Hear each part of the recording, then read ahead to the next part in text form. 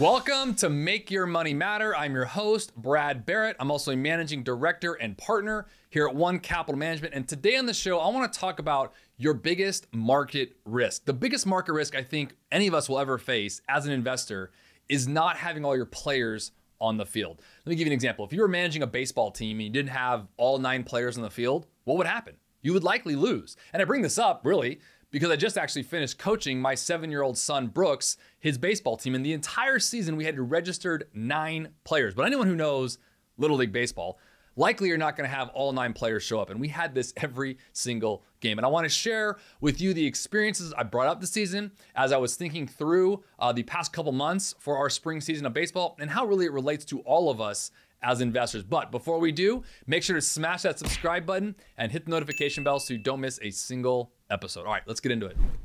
So as I mentioned, I just finished coaching my son's baseball team. We got out in the playoffs. Believe it or not, all the teams in Little League made the playoffs. So it wasn't like we kind of snuck in at the end, basically, and I'll share here in a second why. But here he is there in the Giants uniform, which I'll show you. But obviously, we're not necessarily Giants fans.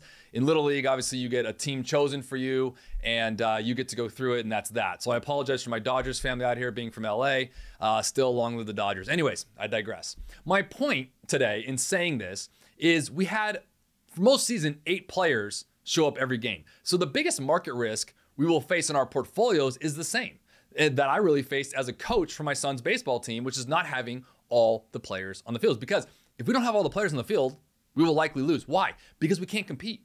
And the example of baseball and investing, which I know I make these similarities a lot. I mean, I just made it about a month ago or so when I brought up the Willie Mays conversation around baseball and his story. For example, the next ball, whatever that someone hits a ball, goes deep into center field, and I don't have a player there, I can't compete. In investing, if the next ball, if you will, goes into large cap growth stocks or maybe deep into mid cap value stocks, you won't be there to catch it if you don't have exposure there. You lose. See, my point here is all season long with my son, we didn't have an outfield. We had maybe one outfielder and I would roll them around depending on if the batter was left or right-handed. But typically they'd go into right field and I got my left fielder or my first baseman even running back to get the ball. I mean, this is what happens when you don't have enough players. Now, again, the biggest market risk we have as investors is not having all the players. And I know this is going to sound insanely overstated, but trust me when I say this, it's very important to be diversified and make sure you hit all of the notes within your portfolios of the sectors and industries, everything from large to small to micro, from everything from equities to fixed income. Have the gamut. Have all 9 players out there on the field, because if you don't and you choose to overweight in one area and the market moves into another area, you're not going to be exposed to that upside. And it also protects you, by the way, diversification does, on your downside. Protection, friends, matters. When I have all 9 players in the field, I got every base covered.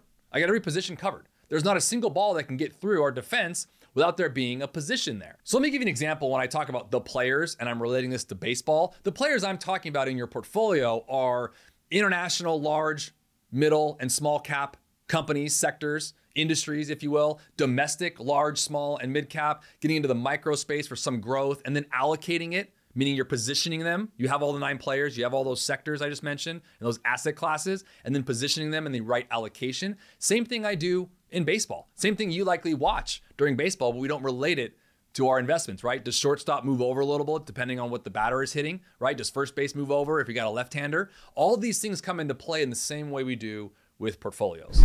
Hey, I hope you enjoyed that show today. If you did, make sure to subscribe to our show so you don't miss a single episode. And always remember to make your money matter.